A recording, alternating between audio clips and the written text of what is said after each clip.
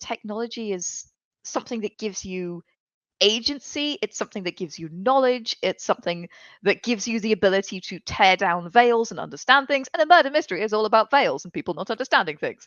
So, Yeah. how does the introduction of sci-fi technology affect the murder mystery element?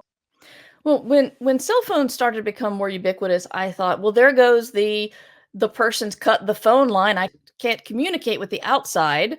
So that part of any sort of thriller or mystery is gone. And then we got our cell phones and started walking around with them on 25% battery, or discovering that there's a hole in T-Mobile's network that's over my friend's house. Technology breaks. And so when you think technology could fix this one thing, it's real easy to break it. But technology fails.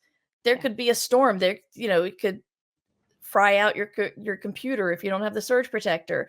The phone dies. The cell just won't connect. Yeah. We have these problems every day. At first, I was wondering, how much is this going to change? But stuff's always going to turn off because you forgot to plug it in last night. So, I don't think it's the hurdle that it seems to be. I think one of the things that I've seen in sci-fi technology murder mystery things is often that the level of technical acumen of the murderer that's often used as a clue to eliminate suspects. You could also use this as a pivot point, as a clue point. Yeah, that's another thing I think, I used to think when I would watch usually superhero things, I would think, why doesn't the hero just do X? Because the hero has this ability. Why don't they just do X? And the real reason is plot. But honestly, I think about the things I'm capable of and the things I just don't think to do. Like, maybe you have the capability, but you don't even consider doing this thing with that ability, and that can slow you down. Or they weren't in the room, or yeah, I'm a computer expert for Macintosh, not PC. How about things like space travel? FTL, that is faster than light, is often something that makes authors go, "Gah," because it can introduce issues. How does space travel affect the murder mystery story type? I fully admit I am not a hard sci-fi writer. The book that was nominated for all the awards, Six Wakes, I did a lot of research into things like bodily fluids and zero gravity. That was a lot of fun. I have a astrophysicist friend who just delighted in telling me everything that happens to blood in zero G. But Wow.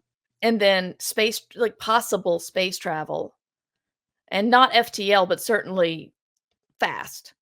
Um, and then I just totally hand waved all the clone stuff, all the printing your brain on a computer drive, whatever. I just hand waved all of that. And then Kirkus Reviews did not like the book because they didn't think my space travel was believable. And I'm like, you mean I got away with all the cloning crap? And the stuff I actually did research on you don't like? Yeah, you just can't please everybody. But again, with space travel, and we've experienced this a lot in Star Wars and Star Trek, is stuff breaks down. And I think one thing it does is it forces us to come up with more interesting solutions to things. If you need to follow somebody in hyperspace or via FTL, that's just a challenge to you. I don't even think that interferes with the whole murder mystery thing. That's just something sci-fi writers have to do. When you write stuff in space, there's big decisions you have to make. Do you need to tell everybody exactly how the FTL works, exactly how the cloning works, exactly how everyone can understand everyone else? Or do you just have everyone talk to everyone else?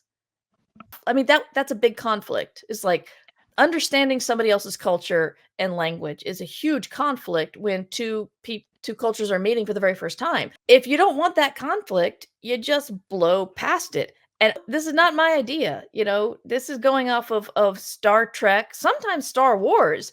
Yeah. Even if the alien talks to the humans, they're like, "Oh yeah, I'll take one of those." It's like, okay, well, I don't know what that guy said, but apparently you do. Um, and yes, ditto for space travel. You have to decide how realistic you want your conflicts to be with regards to actual science stuff.